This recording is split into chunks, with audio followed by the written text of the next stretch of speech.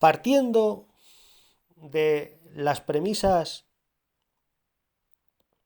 que ya hemos dejado asentadas en el vídeo anterior, de que esta guerra no ha sido ni total ni relámpago, a la guerra se le quiere dar una solución política y negociada. Por esa razón, a la semana de iniciarse la intervención militar rusa en Ucrania, es decir, ya en la primera semana de marzo, cuando solo ha pasado una semana del inicio de la operación militar, Rusia inicia conversaciones con Ucrania. Podía haber desarrollado estas conversaciones antes incluso de que hubiera pasado la semana. Pero Zelensky se negó al principio de iniciar las conversaciones. En el primer fin de semana, después de haberse iniciado la intervención militar, Rusia ofreció a Zelensky ya iniciar conversaciones para resolver el conflicto pacíficamente. Y Zelensky al principio se negó. Bien. Unos pocos días después, finalmente, los neonazis de Kiev aceptaron iniciar conversaciones de paz con Rusia. Por lo tanto, esta intervención militar siempre ha tenido, desde el principio e incluso antes de que se iniciara la intervención militar, Rusia siempre ha ofrecido al gobierno legalmente reconocido por la comunidad internacional de Ucrania realizar conversaciones bilaterales para resolver el conflicto del Donbass y para resolver posteriormente la intervención rusa en Ucrania. Como ya dijimos en su momento, en el vídeo en el que ya tratamos el inicio de las conversaciones de paz, en el vídeo que ya subimos en su momento, en la primera semana de marzo, sobre el inicio de esas conversaciones, los planteamientos de Rusia para poner fin al operativo militar eran tres.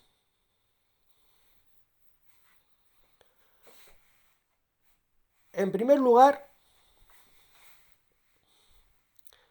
el reconocimiento de los derechos culturales,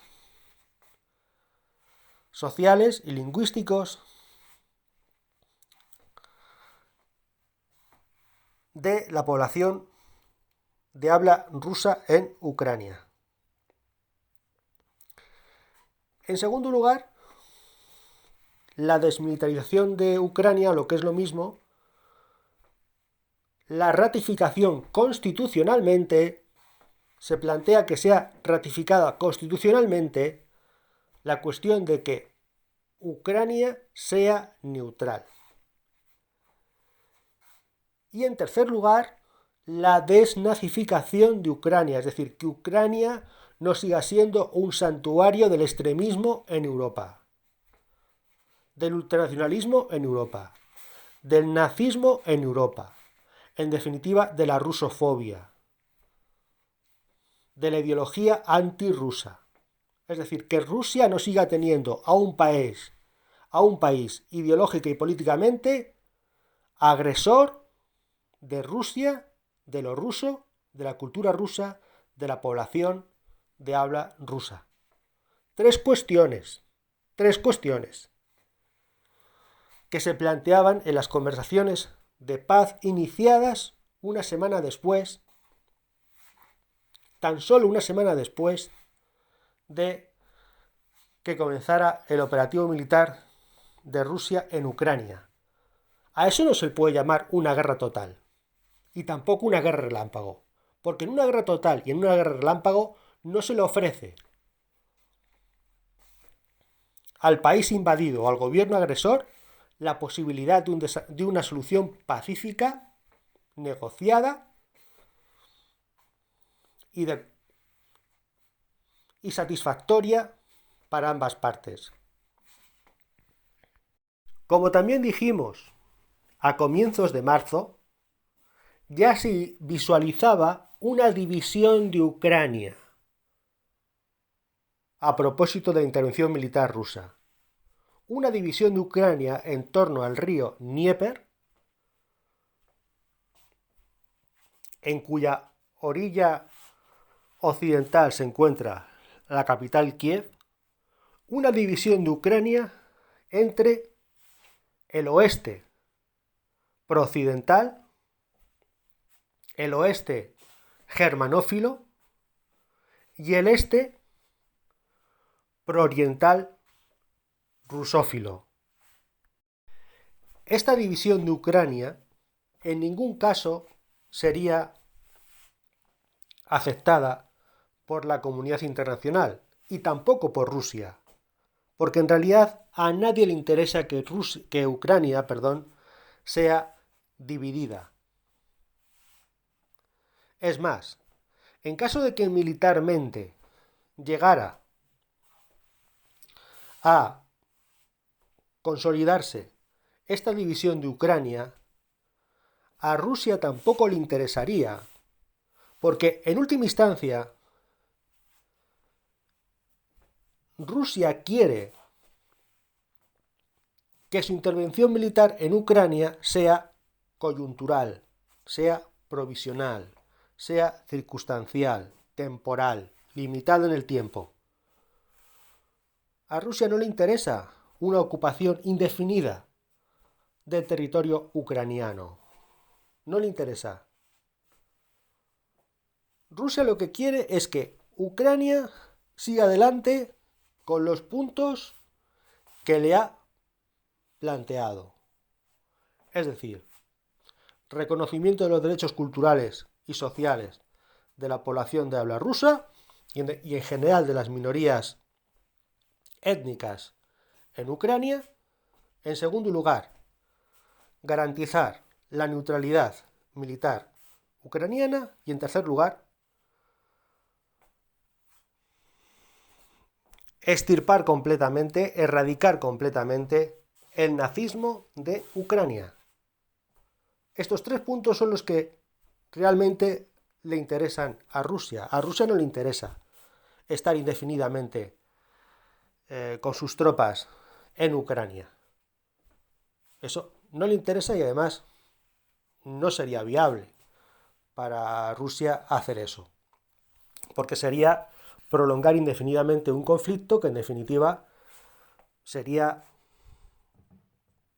una pérdida militar y económica y social inasumible para Rusia y inasumible también, por tanto, inasumible también para Ucrania. Es decir, que la división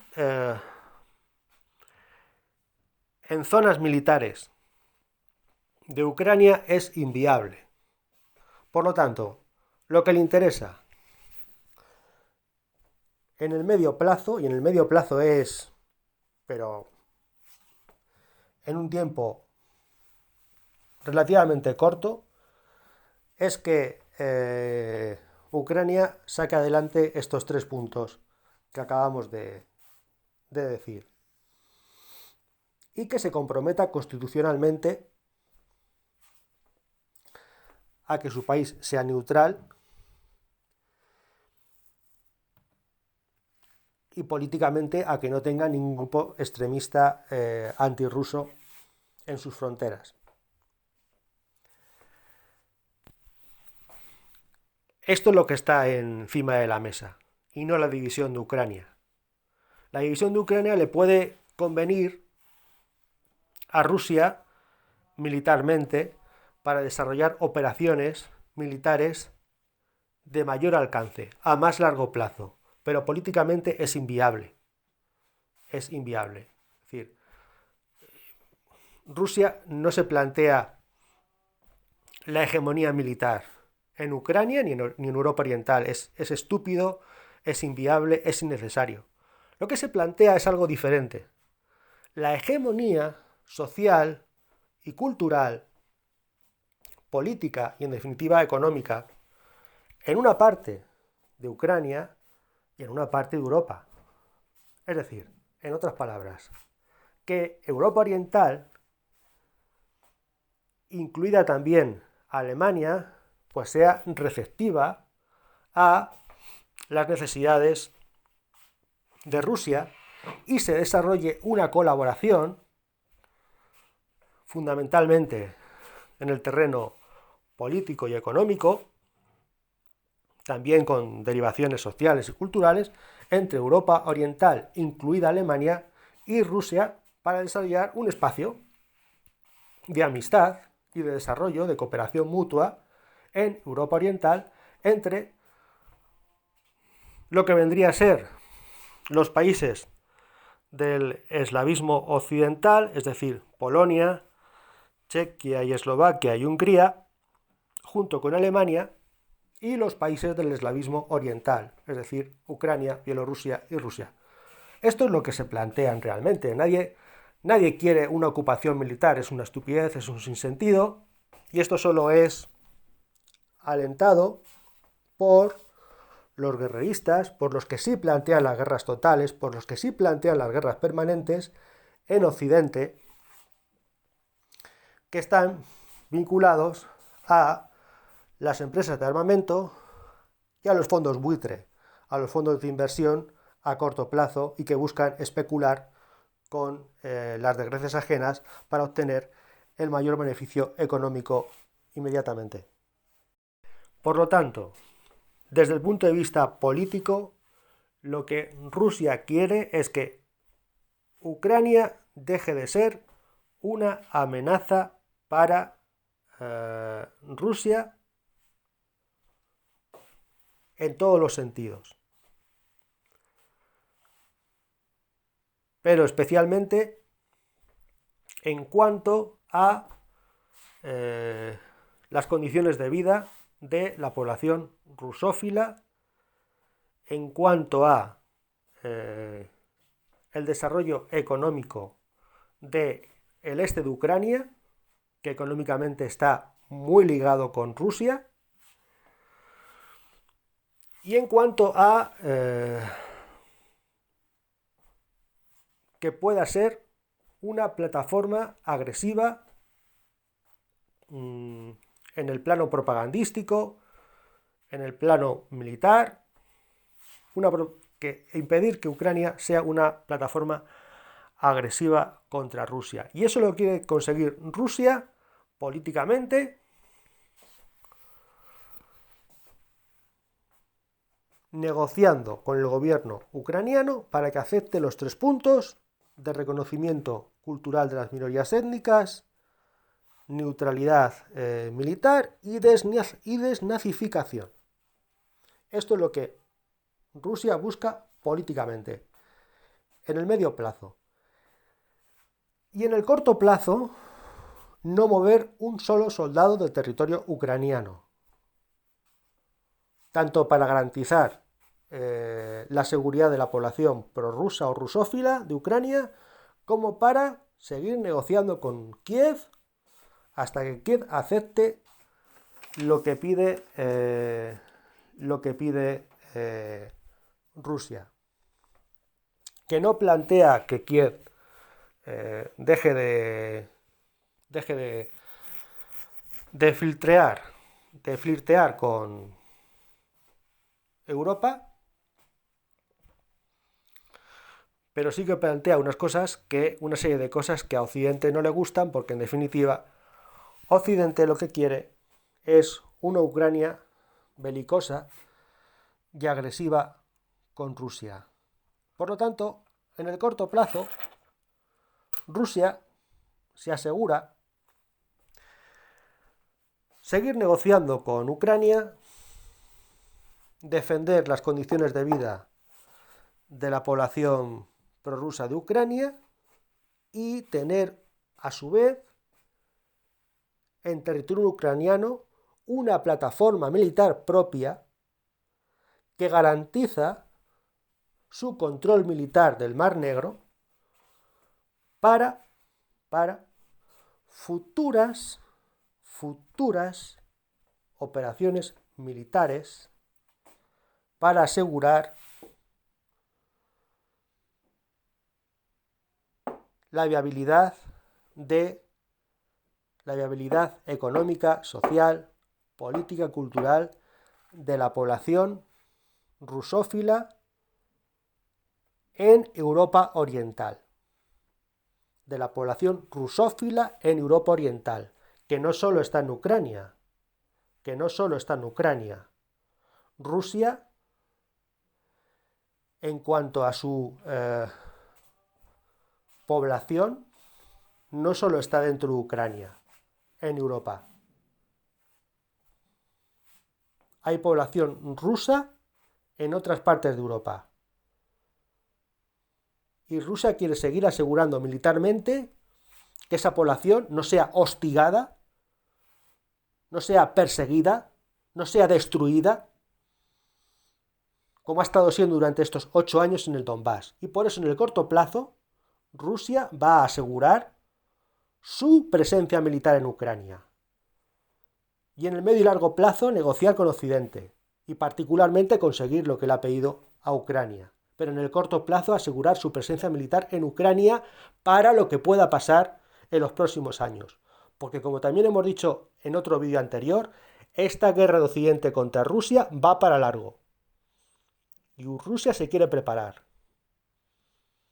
Y asegurarse sus espaldas y asegurarse los países que son amigos para conseguir que esta guerra contra Occidente sea una guerra viable en los próximos años.